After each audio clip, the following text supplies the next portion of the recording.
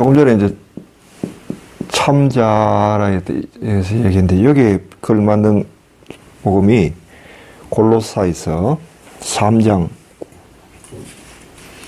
10절에 보면요. 골로새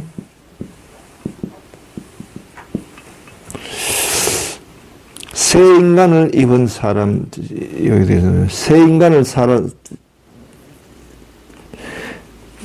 인간은 자신을 창조하신 분의 모생을 따라 끊임없이 새로워지면서 참지식을 씁니다.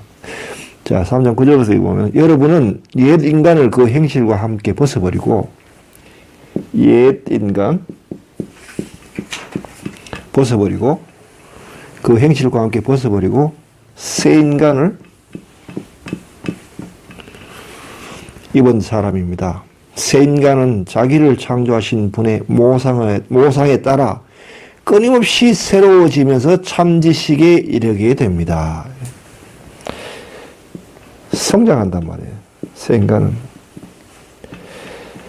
옛 인간은 벗어버렸다. 세례를 통해 가지고 옛 인간을 벗어버리고요. 이건 자아죠. 자아를 벗어버리고 새 인간은 참자입니다.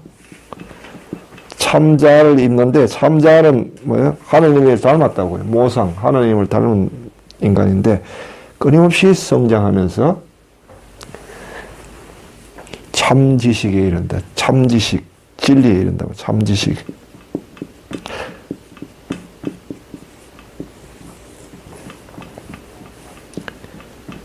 하느님의 뜻을 안단 말이죠. 알아간다.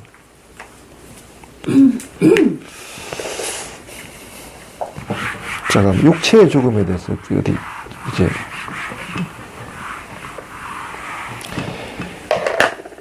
죽음을 폐지시겠다 하는 말인데 하느님께서는 예수 그리스도를 통해 가지고 당신을 뜻을 이뤘는데 당신은 뜻은 사람이 죽는 걸 원치 않는 거예요. 그리고 이제 그리스도께서는 하느님의 뜻에 따라서 인간의 몸으로 오셔가지고 죽음을 폐지시겠다 말이에요. 그러면서 그리스도를 믿는 사람은 죽는 사람이 없다.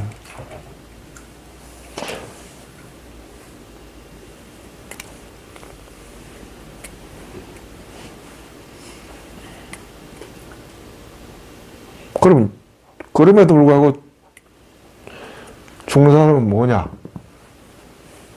육체 죽음은 어떻게 이야기하느냐? 사람이 죽지 않느냐? 안 죽는 게 아니고 그리스도의 부활이 가지는 육체가 가지는 의미는 어떻게 되는가? 육체의 죽음과 가지는 의미. 우선 죽음이 왜 오는가? 자, 신앙 자, 그리스도의 죽음, 이 죽음에 이르는 그리스도의 순환, 여기에 대해서 조금 알아봅시다. 예수께서는 왜 순환을 받으시나요? 왜 순환이 오죠? 그리스도의 길은?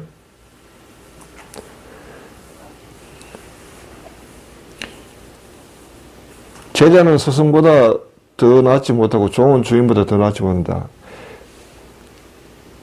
주인을 박해하면 종도 박해를 받는다고 그랬죠.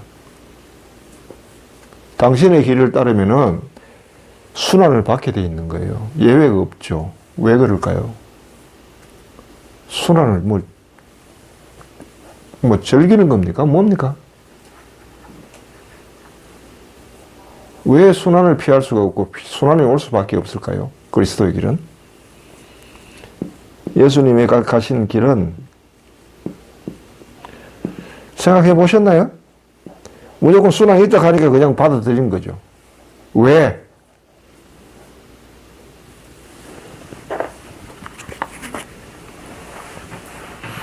이게 필연적인 게 있어요. 순환도 필연적이고 부활도 필연적인 거예요. 우리가 믿는 진리는 뭐예요? 하나님의 말씀이라고 했죠? 뜻인데 죽음에 대한 하나님의 뜻은 뭐냐? 사람이 죽지 않는 거예요. 사람을 죽지 않게 하는 거예요. 죽음이 싫은 거예요, 하나님은. 그래서 죽음을 폐지시켰다고요.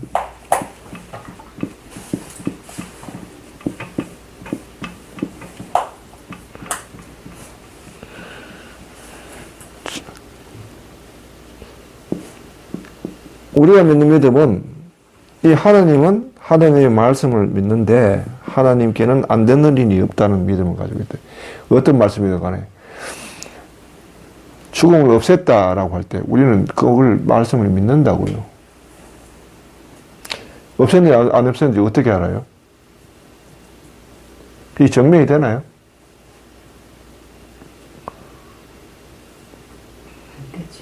세상 사람들한테 죽음이 없어졌다고 이야기할 때 사람들은 뭐라 그러겠어요? 그걸 진짜인지 아닌지 어떻게 알아요? 죽어봐야 알지. 세상 사람 입장에서는 그걸 증명하기 위해서는 간단해요. 그렇게 말한 놈을 죽여보면 알지. 그러니까 우리가 믿는 진리는 필연적으로 세상 사람 눈에 보기에는요. 믿기 어려운 거죠. 그렇죠. 세상 사람들 보기에는 이 박해라고 하는 걸 은근히 달고 있다는 거예요. 왜냐하면 아직까지 이게 객관적으로 완전히 보편화된 진리가 아니기 때문에 그런 거죠. 물론 믿는 사람에게는 보편적이에요. 그러나 세상적으로는 세상에 널리 공포되지는 않았단 말이에요. 그것이 널리 공포되기 위해서는 그게 이제 우리가 얘기하는 예수님의 재림을 통해서 그게 이루어지는 재림이 더 필요한 이유가 그게 있는 거예요. 세상 사람들에게는 이것이 알려지지 않았다고요. 믿는 사람에게는 많이 알려진 소식이라고. 죽음이 없다는. 죽음이 없기 때문에 부활의 힘으로, 그리스도의 부활의 힘으로 우리는 죽음조차도 살아버리는 거죠. 죽음조차도 살아버린다고. 그렇기 때문에 환난 속에서도 우리는 절망하지 않고 어떤 난관 속에서도 헤쳐나가는 힘이 있는 거예요. 그 힘을 받는단 말이에요.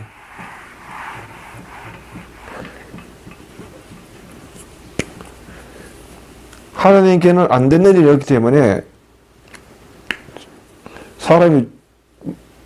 일반 사람들은 모든 사람들은 모두 죽는다 그래요. 생자필멸이라고 한다. 생자필멸. 그러나 생자불필멸일 수도 있는 거예요.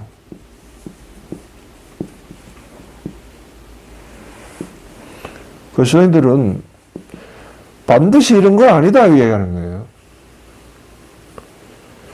이런 조건일 때는 생자불필멸 사람이 죽지 않는다는, 살아서 믿는 사람은 죽지 않는다고 얘기했죠. 그것이 살아서 믿는 사람은 죽지 않는단 말, 생자불필멸이에요. 이게 있다는 사실을 알아들어야만, 믿어야만, 그 다음에 생자필멸도 긍정할 수 있는 거예요. 이건 아무래도 생자필멸을 이럴 때는 인간은 아무것도 할 수 없어요, 이 앞에서는. 살아있는 것은 모두 사라진다. 멸한다는 데서 인간이 할 수 있는 건 아무것도 없어요. 전적으로 무능하다고요. 무결하고 무능하다고요. 이것이 이성으로 해가지고 여기에 긍정적인 바람이 들어가는 거예요. 하나님께서 원하시면 사람이 안 죽을 수도 있다. 고로 사람이 죽는 것은 하나님의 뜻에 의한 것이다. 이때 하나님의 뜻이라고 하는 것은 하나님이 사람이 죽는 것을 바라지 않는다는 그 하나님이죠. 사람을 저주로서의 죽음을 원하는 게 아니고 하나님을 인간을 영광스럽게 하기 위해서, 좋은 데서 더 좋게 하기 위해서 이 길을 죽음을 통한 부활의 길을 열어주셨다는 거죠. 이거는 안 죽는 길이에요. 안 죽고 그냥 사람이 뭐예요? 성천하는 길이죠.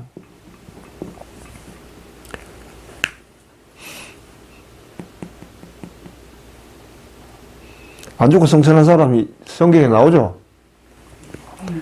엘리야도 있고 에녹도 있고, 뿐만 아니라 마지막 날에 예수님이 재림할 때 그때 안 죽고 성천한 사람이 있어요. 그때 살아있는 사람들은 죽지 않고 덜 올림을 받아가지고 예수님이 내려오실 때 죽은 사람들은 살려내고, 그때까지 죽지 않고 살아있는 사람들은 안 죽고 덜 올려진다고 이야기하잖아요. 볼까요? 그 말씀이 어디 나오는 거?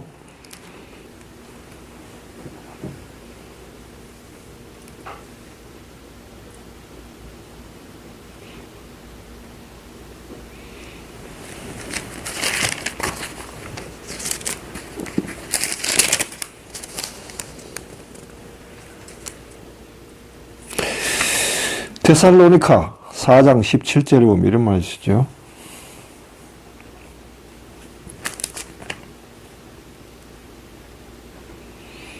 한번 쭉 읽어볼게요. 주님의 재림. 형제 여러분, 죽은 이들의 문제를 여러분도 알기를 바랍니다. 그리하여 희망을 가지지 못한 다른 사람처럼 슬퍼하지 말라는 것입니다. 예수님께서 돌아가셨다가 다시 살아나셨음을 우리는 믿습니다. 그와 같이 하느님께서는 예수님을 통하여 죽은 이들을 그분과 함께 데려가실 것입니다. 우리는 주님의 말씀을 근거로 이 말을 합니다. 주님의 재림때까지 남아있게 될 우리 산 이들이 죽은 이들보다 앞서지는 않을 것입니다. 명령의 외침과 대천사의 목소리와 하느님의 나팔 소리가 울리면 주님께서는 친히 하늘에서 내려오실 것입니다. 그러면 먼저 그리스도 안에서 죽은 이들이 다시 살아나고, 그 다음으로 그때까지 남아있게 될 우리 산 이들이 그들과 함께 구름 속으로 들려 올라가 공중에서 주님을 맞이하게 될 것입니다. 안 죽는다 말이죠. 네. 여기서 공중에 들어올려서 주님을 맞이한다는 말은 들어올려서 성천해가지고 사라진다는 말이 아니고, 자, 이게 땅이라면은, 이게 하늘이라면, 여기 예수님이 이렇게 오시고, 주변에 천사들을 막 대동하고 이렇게 오십니다, 이렇게. 사람들이 이렇게 들어 올려진단 말이에요. 들어 올려져서 함께 이 무리에 같이 영광스럽게 돼가지고 함께 내려온다는 뜻이에요. 함께 내려와가지고 죽은 이들이 부활하고 살아있는 사람들은 산채로, 이게 골로사이스가 이게 바오로가 이제 AD 52년쯤 썼거든요. AD 52년. 요게 좀 뒤에 가면 또 변해요. 이 성천에 대해서.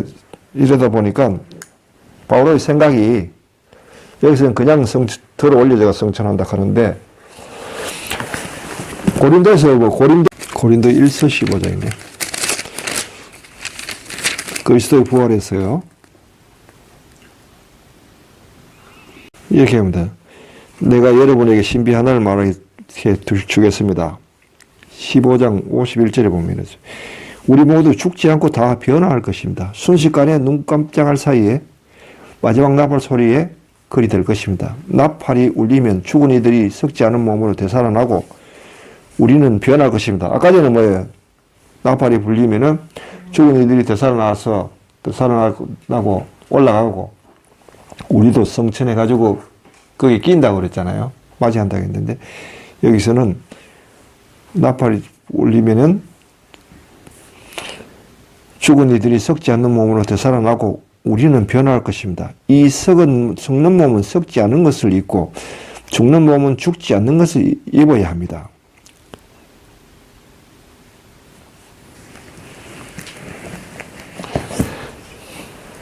그게 변한단 말이에요.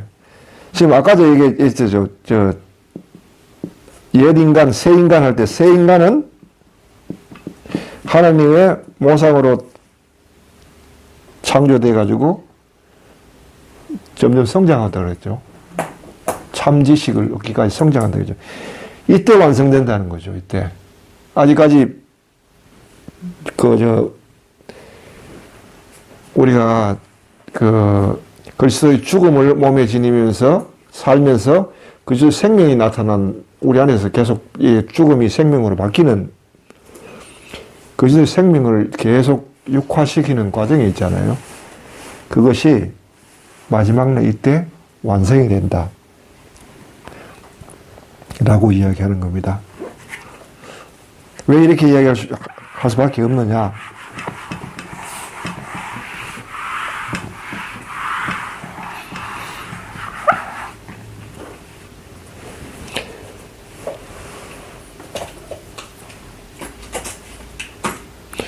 그리스도를 믿어서 죽음이 없으니까 그리스도를 믿어서 죽은 이들은 주님께서 이들을 되살려내야만 죽음이 없음이 되는 거죠. 그죠? 부활이 없으면은 죽은 이가 되죠. 죽은 이를 부활시켜야만 죽음이 없음이 되잖아요. 이것이 진리니까 진리를 위해서도 죽은 이들이 반드시 부활할 수밖에 없는 거예요.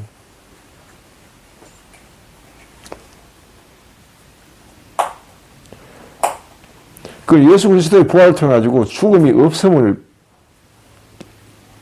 없다는 진리가 증명이 됐죠. 예수 그리스도의 부활을 통해 가지고 죽은 이를 부활시키겠다는 것. 하나님이 당신의 뜻을 관철시키겠단 말이에요. 그런 믿는 사람들도 설령 죽음을 죽는다 하더라도 그들을 하나님께서 부활시킴으로써 죽음이 없다는 것이 증명이 되는 거지. 재림은 예수님의 재림은 왜 중요하냐면은 이게 어떻게 보면 이제 공심판이잖아요. 이걸 믿는 사람은 이렇게 살아가고 믿는 사람들은 이 보장 안에서 안심하고 죽음을 살고 육체적 죽음도 맞이합니다. 그런데 세상에는 이것이 아직까지는 감춰져 있죠. 이때 완전히 드러난다고요. 왜냐하면 이때 죽은 이들이 다 부활하게 되니까.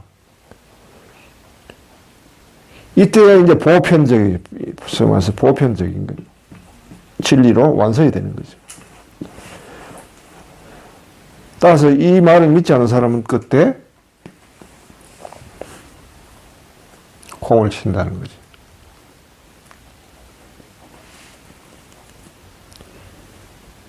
아직까지는 믿는 사람 안에서만 이 진리는 사라지는데, 그래서 하늘나라는 이미 왔는데, 그 하늘나라 완성될 때는 예수님이 다시 오시는 날. 또 예수님이 왜 다시 오셔야 되느냐? 이걸 위해서 오셔야 되는 거예요. 진리를 위해서도. 그래야 끝이 나는 거예요. 당신이 오시지 않으면 보편적이 되지 못하죠. 이 진리 자체가. 완성되지 못하죠. 믿는 사람이든 믿지 않는 사람이든 모든 사람에게 진리로 이때 완전하게 드러난다는 거죠. 그러기에 이게 공심판이 되고 이때야말로 모든 것이 당신 앞에 무릎을 꿇게 되는 거죠. 그때.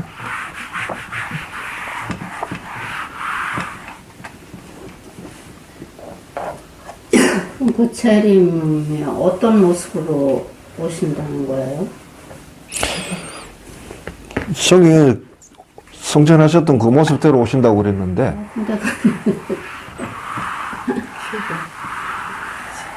신경에서 휴가라고 그건 원래 그러는데 재림에 오시는 거지. 그런 모습으로 오신다는 거는 그게 설명할 수 없는 어떤 거지. 실제로는 그렇죠. 그때와 그 모습, 그런 거는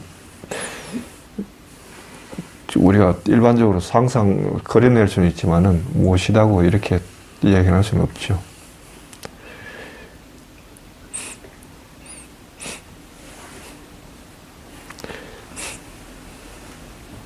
자, 그렇게 하면서 하나님, 죽음에 대한 하나님 뜻은 부활로서 이루어진 거죠. 그래서 죽음을 폐지시키고 인간을 죽음의 공포로부터 구원을 시킨 것입니다.